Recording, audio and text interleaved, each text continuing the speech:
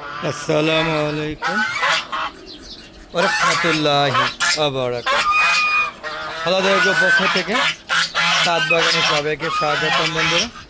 বন্ধুরা, ছাদে আগে ঢুকলে খুব আনন্দ নিয়ে ঢুকতাম, হই হুল্লা করতাম আমার টার্কি মুরগিগুলোর সাথে, তারপরে সিটি মুরগিগুলোর সাথে, এবং আমার দেশি যে মুরগিগুলো ছিল ছাদে উন্মুক্ত অবস্থায় তাদের সাথে। আসলে এখন ছাদে ঢুকলে মনটা একদম খারাপ হয়ে যায়, দুঃখে চিৎকার বেড়া কানতে মনে চায়। আপনারা দেখুন, শুধু এই হাঁসগুলো বেঁচে আছে। এই শুধু হাঁসগুলো বেঁচে আছে, তাও ভালো। এবছর এই বড় হাঁসগুলো কোনো ক্ষতি হয় না, ওদের সময় মতো ভ্যাকসিন দেওয়া ছিল, তাই হয়তো বা এই বার্ড ফ্লু, এই যে মারাত্মক যে বার্ড ফ্লু, তার থেকে বাঁচতে পেরেছে। কিন্তু এই যে মুরগিগুলো ছিল, যেগুলো আমার শৌখিন মুরগিগুলো, সব দেশি মুরগির থেকে শুরু করে যত শৌখিন মুরগি আসলো, পুরা সেট এখন পুরা খালি। আপনারা দেখতে পাচ্ছেন টোটালি খালি। সবগুলো সময় মতো ভ্যাকসিনটা দিতে পারেনি, যার কারণে এই মারাত্মক বিপর্যয়। দেখেন, মাত্র একটা মুরগি বেঁচে আছে, তার সাথে 3টা মুরগি মরো। এই হচ্ছে আমার সম্পদ, এছাড়া আর তেমন কিছু নাই, সব খালি। আর কিছু কবুতরগুলো আছে, সেগুলো আপনার দেখাবো, কিন্তু এরকম তো হওয়ার কথা ছিল না। আমি পোস্টমর্টম করেছি, ডাক্তারের সাথে আলোচনা করে ডাক্তার বলছে যে আপনার এই শেডে বা এই যে ছাদে প্রচুর মারাত্মক পরিমাণে বার্ড ফ্লু ভাইরাস বিদ্যমান, সুতরাং আপাতত 6 মাস কোনো মুরগি পালবেন না, টোটালি অফ করে দিবেন। আর খামারে যা আছে সেগুলোকে পর্যবেক্ষণে রাখবেন, যাতে ওরা বিপদে না পড়ে।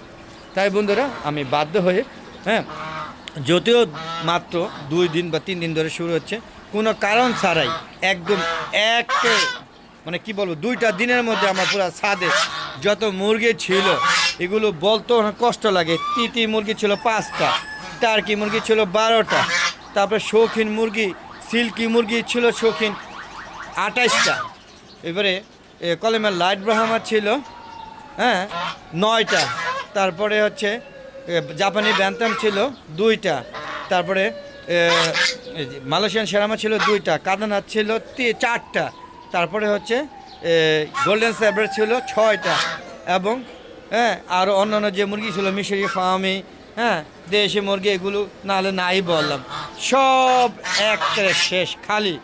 আর কিচ্ছু নাই বন্ধুরা, আর কিচ্ছু নাই। এখন ভালো লাগে না, দেখেন শুধু ছাদে আসলে খুব কষ্ট লাগে। তা আপনাদের একটা ভিডিও দিচ্ছে, আমার তো ইউটিউব চ্যানেলটাকে বাঁচিয়ে রাখতে হবে। আর মূলত আমার ছাদ বাগানের কর্মকাণ্ড নিয়ে আমার এই ইউটিউব চ্যানেলটা তৈরি। দেখতে পাচ্ছেন, এটা কিউজে আম গাছ, প্রচুর পরিমাণে মুকুল আসছে। দোয়া করবেন যেন প্রচুর পরিমাণে আম হয়, এবং সেই আমের ভাগিদার আপনারাও হতে পারবেন, কারণ আপনারা হচ্ছেন আমার ইউটিউব পরিবারের একজন সদস্য।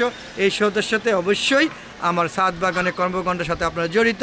তাই আশা করি ছাদে যত ফলমূল আসে আপনারা ভক্ষণ করতে পারবেন। চলে আসবেন আমার ছাদে আর দোয়া করবেন এবং উপভোগ করতে থাকবেন এই কিউজাই গাছের আম। প্রচুর বড় বড় আম, কাশ্মীরটা প্রচুর মিষ্টি, এবং পাকলে তো কোনো কথা হয় না। এটা এক একটা 900 গ্রাম এবং 1200 গ্রাম পর্যন্ত আমার ছাদে এই আমগুলো হয়েছে। সবচেয়ে ভালো মানের আম বলে আমি মনে করি কিউজাই। আপনারা আমার সাথে একমত কিনা আমি জানি না। আর বন্ধুরা, যদি ভালো লাগে আমার ইউটিউব চ্যানেলটা অবশ্যই আমার চ্যানেলটাকে সাবস্ক্রাইব করে দিবেন, আমার পাশে বেল আইকনটা ক্লিক করে দিবেন। আর আপনাদের যদি জানা থাকে, ডাক্তাররা বলছে বার্ড ফ্লু ভাইরাসে কোনো প্রতিষেধক ওষুধ নাই, এবং মৃত্যু হার 100%, কোনো অবস্থায় তাদের বাঁচানো যায় না। তবে বার্ড ফ্লু ভাইরাসের ভ্যাকসিন যদি দেওয়া যায়, সেক্ষেত্রে 50-50% বাঁচানো যায়। কিন্তু আমার যে হাঁস মুরগিগুলো, একটা বার্ড ফ্লু ভাইরাসের ভ্যাকসিনের দাম প্রচুর দাম, এবং সেটা 600 মুরগির জন্য। যদিও আমার 600 মুরগি নাই, সেই জন্য আর আমি এই ভাইরাসের জন্য ভ্যাকসিনটা আনা হয় নাই, এবং সেটা আনতে গেলে অনেক কষ্ট, অনেক দূরে যেতে হয়। তাই বন্ধুরা, আমার 6 মাস পর্যন্ত হয়তো বা মুরগি উঠাবো না, আমি জানি না পারবো কিনা, হয়তো চেষ্টা করব। আর যদি না পারি, আপনারা আমার ইউটিউব চ্যানেলে এগিয়ে নিয়ে যাবেন এবং আমার সাথে থাকবেন, আর আমার সাথে এই সুন্দর সুন্দর গাছপালাগুলো উপভোগ করবেন। আর এই যে হাঁসগুলো, পাশাপাশি চলুন একটু কবুতর দিকে যাই, কবুতরগুলো উপভোগ করবেন। সর্বোপরি আমার সাথে থাকবেন, আমাকে ছেড়ে যাবেন না। বন্ধুরা, আপনারা আমার ছেড়ে তো মোরগ মুরগি চলে গিয়েছে, আর আপনারা যদি আমার ইউটিউব চ্যানেল ছেড়ে চলে যান, তাহলে আমি খুব কষ্ট পাবো। যাই আছে আমরা মিলেমিশে থাকবো, মিলেমিশে ইউটিউব চ্যানেল হ্যাঁ চ্যানেলটাকে এগিয়ে নিয়ে যাব। আর মনিটাইজেশনের জন্য আপনাদের সহযোগিতা কামনা করছি। আশা করি আপনারা আমার সাথে সহযোগিতা করবেন।